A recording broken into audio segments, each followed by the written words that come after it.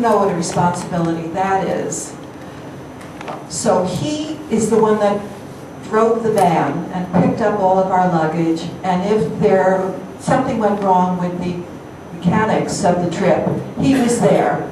Did Earhart have a cell phone? Oh, yeah. Yeah, that's how they communicated. And of course we would chat with Charlie at night and find out more about him. So this trip on the way to Vienna, which took about a week, took us through, obviously, stunning country. Once again, golden fields, vineyards possibly in the distance, and hills and valleys. It seems that Charlie takes more pictures than I do, so you'll have to forgive me. There I am. And you can see the design of this bike.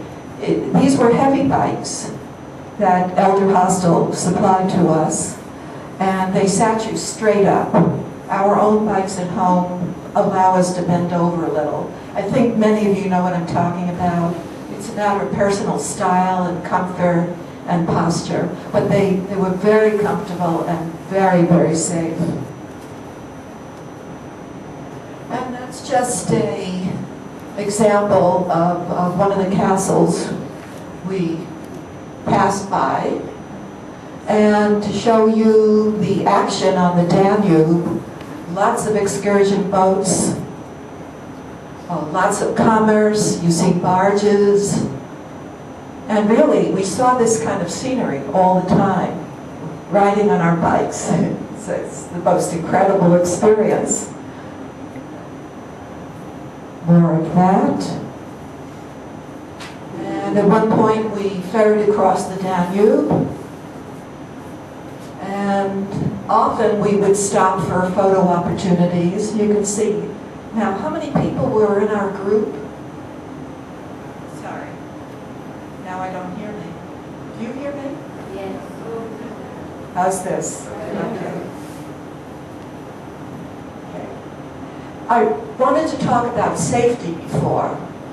On the very first day and the following morning, we had a lecture and we were tested on our biking skills by Earhart and some other folks. And they had us stop and go to the left, go to the right, and then we were taught what to do. With all these people, we could only ride single file. Near the very end of the trip, we started to get a little more chatty, and we paired off a little bit. But they were so strict about this. And then when we would be riding along and the leader needed to turn a sharp left or a sharp right, he instructed the person behind him, get off the bike and signal. So all of us would come and know that they had to make a right turn or a left turn. Only once was there a little glitch, and we lost some folks because there was too much space between the bikers, and a few people went off into the woods, and they were recovered.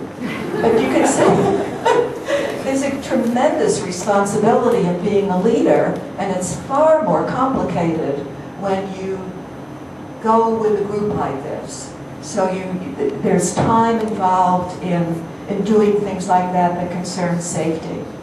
Is this a typical bike path, the width of it that you have there?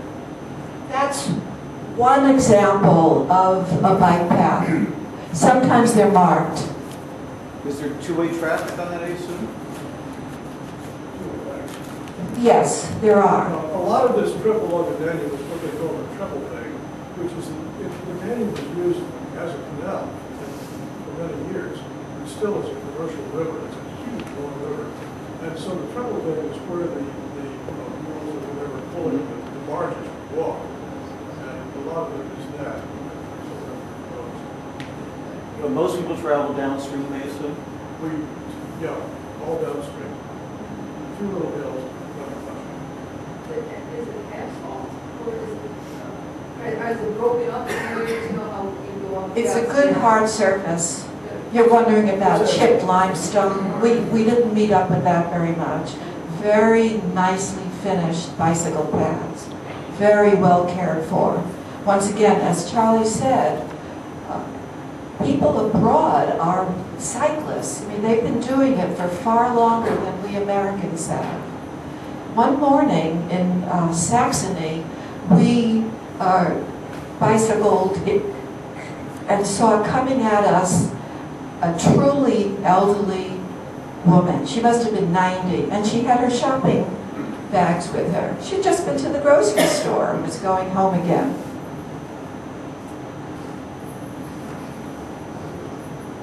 We stayed in a beautiful hotel in DANUBE, and behind the hotel was this wonderful hike way up, and we were most of the bicyclers were totally exhausted, but we were recommended to do this. It wasn't that bad. Can you imagine that view? It was just so gorgeous. And that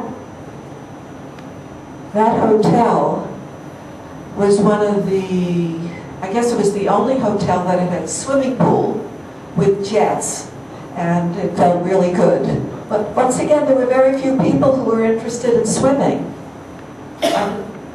You probably read about exercise and the different modes that exercising can take, and very often in the same sentence you'll see that bicycling and swimming are really good exercises. But that's not to say that everybody likes both of those sports. But if you do both of those, you're going to remain in great shape for a long, long time. Because it embraces the different kinds of exercise, aerobic and anaerobic, weightlifting, resistance training, and so on.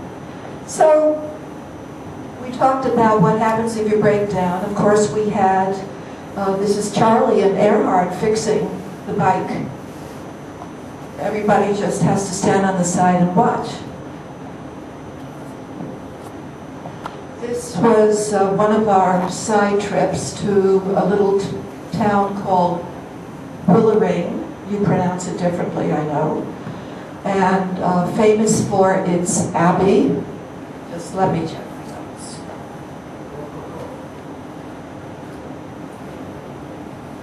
There's something I want to read that's very beautiful here.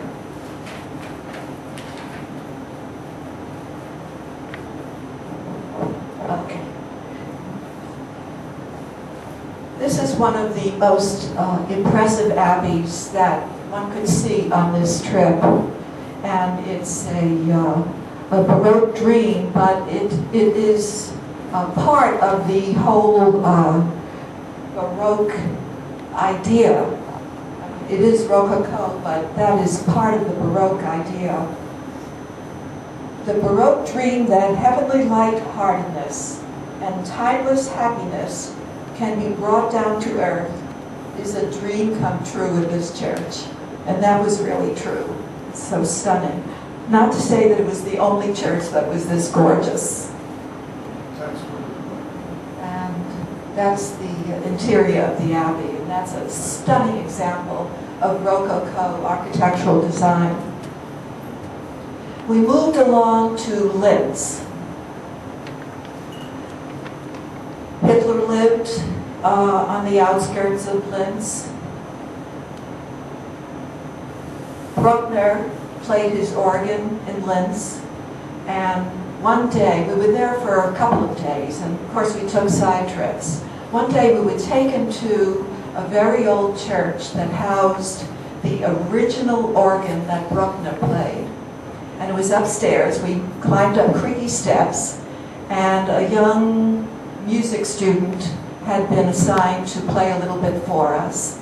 And Earhart, our leader, jumped up and down on the bellows to make the organ go. So that was quite an experience too. That's, you know what we mean by Adolf, or who we mean by Adolf. And that was on the way to Mauthausen, one of the original concentration camps.